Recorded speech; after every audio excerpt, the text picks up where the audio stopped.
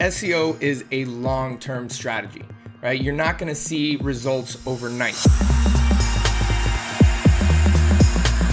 Hello everyone and welcome to Surge. This week we're going to be talking about how to choose the right keywords for SEO and primarily focusing on e-commerce today.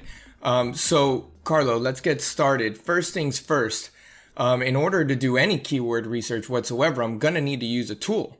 All right, or multiple tools. So what are some free tools that store owners could be using or marketers could be using to identify priority keywords?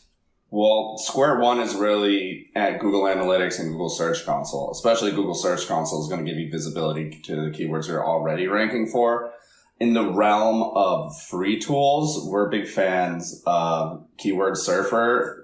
That'll show you the search volume of keywords as they appear in the search engine results in Google page. Search, yeah, and that's a Chrome extension. So if you're using Google Chrome, you can just download that extension, and that'll show you the search volume actually based on country. You could select a country, type in a search query on Google, and it'll go ahead and give you an estimate. Now, this isn't 100% accurate, but it's going to give you a good idea of how many searches per month that keyword gets searched. Right. Another free tool that I'm a big fan of is Neil Patel's Ubersuggest tool. It's not nearly as advanced as some of the paid tools, but it'll give you things like keyword lists. You'll be able to do basic competitor research. You'll be able to do some of the basic functionalities that these more expensive tools can do for you. Yeah, absolutely. Absolutely. So what are some more advanced paid tools?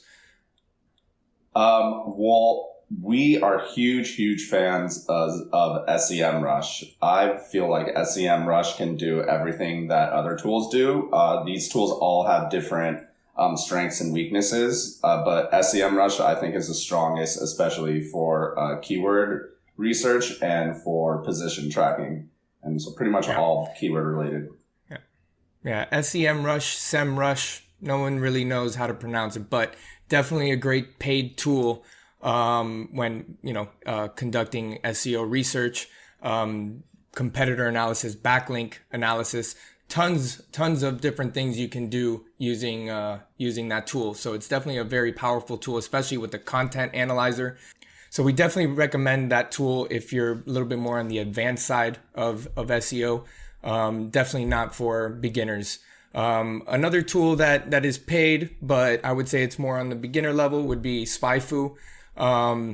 Again, it's a third-party tool, unlike SEMrush or SEMrush, that directly integrates with your Google Search Console and Google Analytics to give you the most accurate data. SpyFu is a third-party tool. So those rankings aren't going to be 100% accurate, but again, definitely a good starting point. And that is more on the beginner level.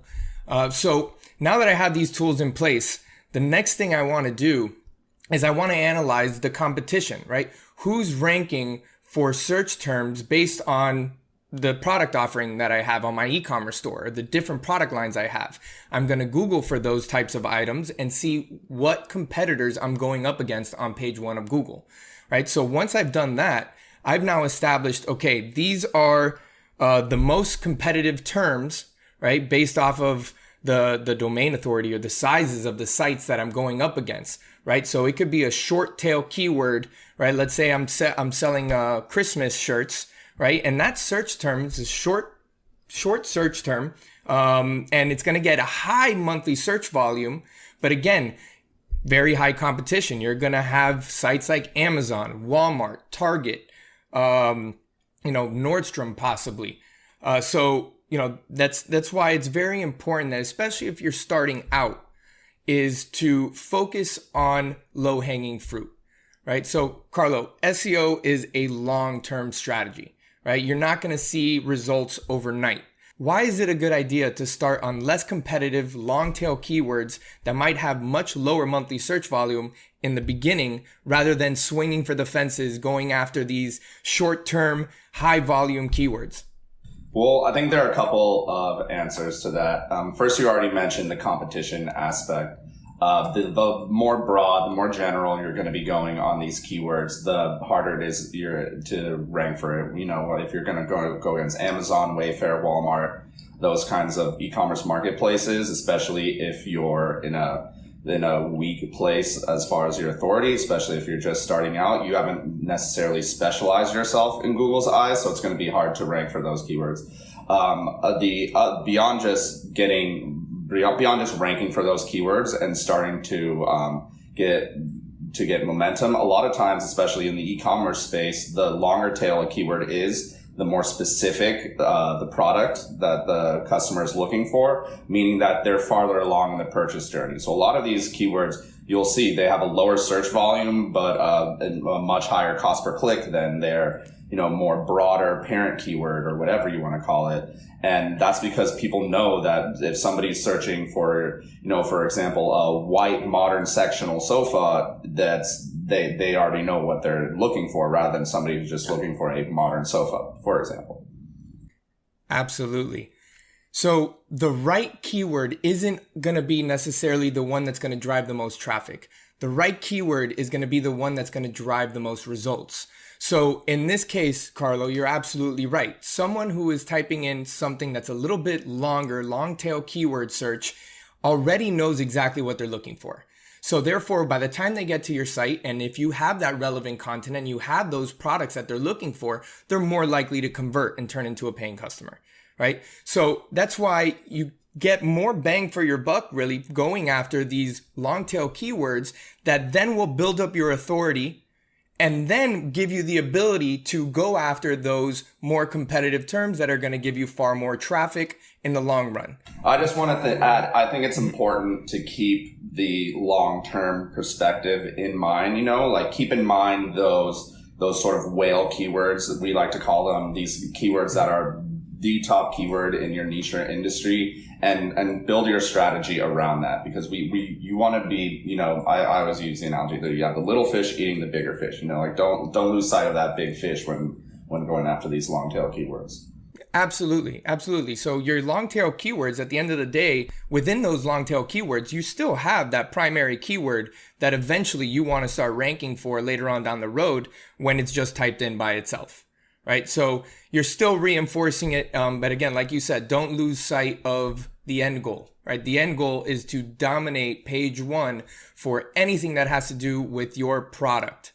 Right? So if you have multiple categories, you want your category pages ranking for those broad terms. If you have really specific products, you want those product pages ranking for those long tail keywords, right? And then at the end of the day, you want to start generating some content on your blog to go out and expand on topics that your products might not necessarily hit, right? It might not hit it on the head right away. So for example, gift ideas and things of that nature, that you now might have the potential to showcase your product and get in front of individuals that might not really know who you are, what your products are exactly, and then, move them down the funnel that way. I think search intent is also worth mentioning. What does the page you're trying to rank look like? Because if you have a 2,000 word blog post and you're looking for like a for sale keyword, you're probably never going to rank. It's the same if you have a product page with 100, or a category page with hundreds of products on it, and you're trying to rank for top 10, whatever your product is. You got to make sure that your page matches the actual search intent of the keyword.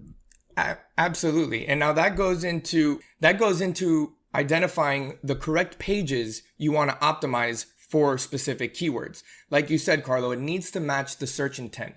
If you Google something and you look at the top five results on Google, what kind of pages are they? Are they category pages showcasing tons of different products? Are they individual product pages? Are they blog pages, right? That's what you need to identify prior to saying, okay, I want this page to rank for this keyword. If that page does not match what you see on Google search result pages, you're going to have a very hard time getting that page to rank, right? So identify the search intent, identify what page needs to be ranking, the type of page that needs to be ranking, before you go ahead and implement a strategy to get that page ranking for a specific keyword. So, and I would say let's wrap that up there. And lastly, again, SEO, it's very technical.